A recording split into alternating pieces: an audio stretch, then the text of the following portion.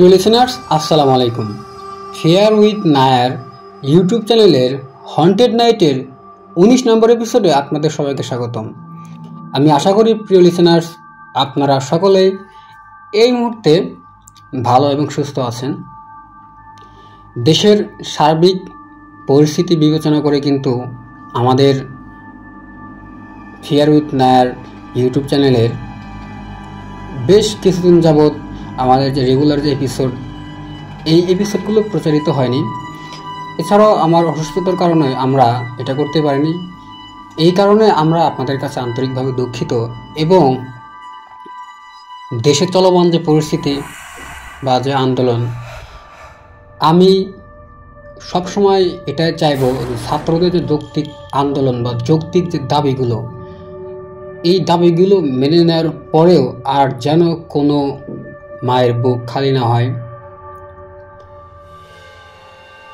এই বিষয়গুলো নিয়ে যদি আমরা কথা বলতে চাই তাহলে অনেক কথাই বলা যাবে। বেশি কথা বলবো না, শুধু এটাই বলবো যে যেন আর কোনো মায়ের বুক খালি না হয়, কেউ যেন তার ছেলে মেয়েকে না হারায়, কেউ যেন তার ভাই বোনকে না হারায়, কেউ যেন তার স্ত্রী বা স্বামীকে না হারায়। প্রিয় লিসেনার্স, হন্টেড নাইটের 19 নম্বর এপিসোডে আপনাদের জন্য একটা চমক থাকবে, আর সেটা হলো হন্টেড নাইটের 19 নম্বর এপিসোড আপনারা শুনবেন ঢাকা কলেজের ইংরেজি বিভাগের মেধাবী ছাত্র জাহিদুল ইসলামের কণ্ঠে। এবং এই যে জাহিদুল ইসলাম, উনি আমাদের চ্যানেলের একজন নিয়মিত লিসেনার্স, আর তার কণ্ঠ আপনারা শুনলে বুঝতে পারবেন, কারণ সে একজন ছাত্র এবং সেই সাথে সে কিন্তু একজন নিয়মিতভাবে সে বিভিন্ন কবিতা আবৃত্তি, বিভিন্ন গল্প বলা এগুলো করে থাকে। আর আপনারা আসলে শুনলে বুঝতে পারবেন তার কণ্ঠ কেমন, এবং এই যে ভৌতিক গল্পগুলো যে বলা যেমন প্রয়োজন হয়, আসলে সে সেইভাবেই বলেছে। আর আরেকটা কথা বলে রাখি লিসেনার, সেটা হলো যে হন্টেড নাইটের এপিসোডগুলোতে আমরা একটা মাত্র ঘটনা বলি এবং এই ঘটনাগুলো আসলে খুব বেশি বড় হয় না। আমরা সবসময় চেষ্টা করি সব ধরনের ঘটনা আপনাদের শোনানোর জন্য। যেমন আমরা বৃহস্পতিবারের রাত থার্সডে নাইট এপিসোডগুলোতে যে ঘটনাগুলো বলি সেগুলো মোটামুটি বড় হয়। আর এই যে হন্টেড নাইট এই এপিসোডগুলোতে আমরা সবসময় একটাই ঘটনা রাখি এবং এই ঘটনাগুলো তুলনামূলকভাবে একটু ছোট হয়। তো লিসেনার্স, এইখানে আপনারা হয়তো বা এটা বলতে পারেন যে ঘটনা কেন ছোট হয়, কেন বড় ঘটনা না। এটা কিন্তু আমি আপনাদের অনুরোধেই এটা করেছি। আর সবচেয়ে বড় কথা হলো যে ভূতের ঘটনাগুলো বা ভৌতিক যে ঘটনাগুলো হয়, এগুলো সবসময় যে বড় হবে এই বিষয়টা কিন্তু এমন না। এমন হতে পারে একটা ভূতের ঘটনা আপনার সাথে ঘটে গেল, সেটা হতে পারে কয়েক সেকেন্ডের বা কয়েক মিনিটের। আর সাধারণত যে ঘটনাগুলো খুব বেশি বড় হয় সেটা হলো আপনার এই যে কালো জাদুর যে ঘটনাগুলো, এইগুলো মূলত একটু বড় হয়, বা বংশ পর্যায়ক্রমে যে ঘটনাগুলো চলে আসে এমন ধরনের ঘটনাগুলো একটু বড় হয়। তো লিসেনার্স, আর বেশি কথা বলবো না, তো চলুন আজকে ফেয়ার উইথ নায়ার ইউটিউব চ্যানেলের হন্টেড নাইটের 19 নম্বর এপিসোডের ঘটনাটি জাহিদুল ইসলাম ভাইয়ের কণ্ঠে শুনে আসি। সুপ্রিয় দর্শক শ্রোতা, ফেয়ার উইথ নায়ার ইউটিউব চ্যানেলের হন্টেড নাইটের 19তম এপিসোডে আমি আছি আপনাদের সাথে জাহিদুল ইসলাম। ঘটনাটি যিনি দিয়েছেন তার নাম রায়হান আল ফায়েজ। বর্তমানে তিনি ঢাকার বাড্ডাতে থাকেন। তার গ্রামের বাড়ি নোয়াখালী জেলার ওয়েস্ট এখলাসপুরে। রায়হান আল ফায়েজ ঘটনাটি যেভাবে লিখে দিয়েছেন আমি ঠিক সেভাবেই পড়ার চেষ্টা করছি। আমার বন্ধু কায়সার, সে 19 পাড়ার হাফেজ। বর্তমানে মিশরের আল আজহার বিশ্ববিদ্যালয়ে ইসলামিক হিস্ট্রি অ্যান্ড কালচার সাবজেক্টে অধ্যয়নরত। তার জীবনে বেশ কিছু প্যারানর্মাল ঘটনা ঘটে, যা তার মাদ্রাসায় পড়ার সময়কার ঘটনা, এবং এমনই কিছু ঘটনার জন্যে তার 30 পাড়া শেষ করা হয়ে ওঠেনি। সে যাই হোক, আজ গল্পটা ভিন্ন একটা পরিস্থিতি নিয়ে বলবো। ঘটনার সময়কালটা ঠিক মনে করতে পারছি না, তবে সে মাদ্রাসা থেকে বের হবার পরপরই এই ঘটনা ঘটে। আমাদের বয়স তখন প্রায় 19 কি 20 হবে। মোট কথা আজ থেকে প্রায় 6 বছর আগের ঘটনা। একদিন মাগরিবের আজানের আগে আগে দমকা হাওয়া শুরু হওয়াতে আন্টি তাকে বলল, কায়সার, যা আব্বা, ছাদ থেকে কাপড়গুলো নিয়ে আয় তো। কায়সার আচ্ছা আম্মা বলে কাপড় আনতে ছাদে যায়, একটা শুকনো বালতি নিয়ে, আর সাথে করে তার নিয়ে যায় বেনসনের প্যাকেট এবং 5 টাকা দামের একটি লাইটার। ছাদে যাবার পরপরই সে বাতাসের দোলনায় নিজের শরীরে বেশ চনমনে ভাব অনুভব করল।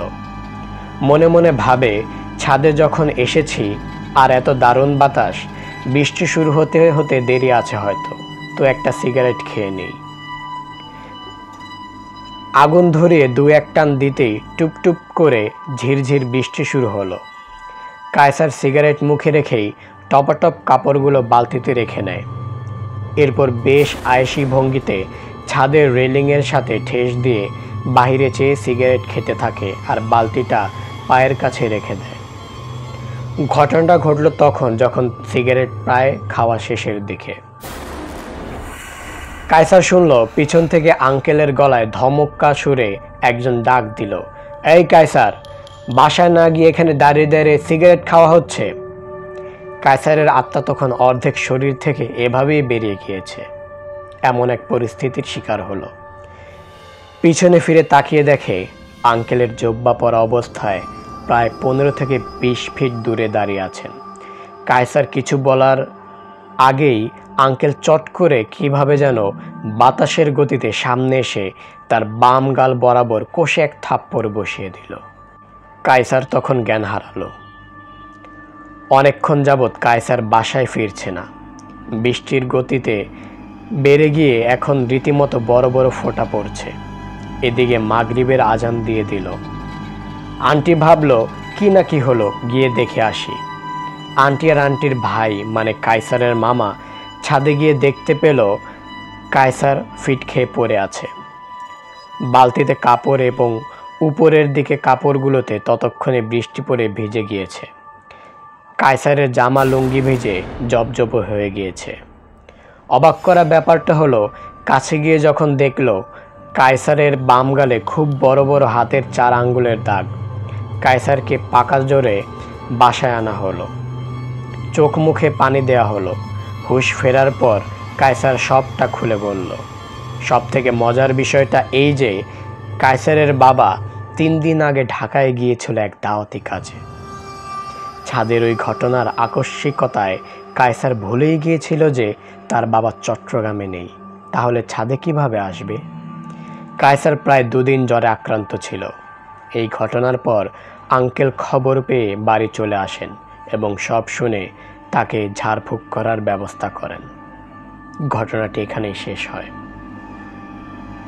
সবাইকে ধন্যবাদ আমাদের সাথে থাকার জন্য। প্রিয় লিসেনার্স, কেমন লাগলো আজকে ফেয়ার উইথ নায়ার ইউটিউব চ্যানেলের হন্টেড নাইটের 19 নম্বর এপিসোডের এই ঘটনাটি? লিসেনার্স, আমি আশা করি এই ঘটনাটি যদিও অনেক ছোট একটা ঘটনা এবং এই ঘটনাটিও আপনাদের বেশ ভালো লেগেছে এবং ভয়ের যে শিহরণ সেটি জাগাতে একটু হলেও সক্ষম হয়েছে। লিসেনার্স, কল্পনা করুন আপনি আপনার বাসার ছাদে আছেন এবং সেই সময়ে আপনি কোনো এক সময় হঠাৎ করেই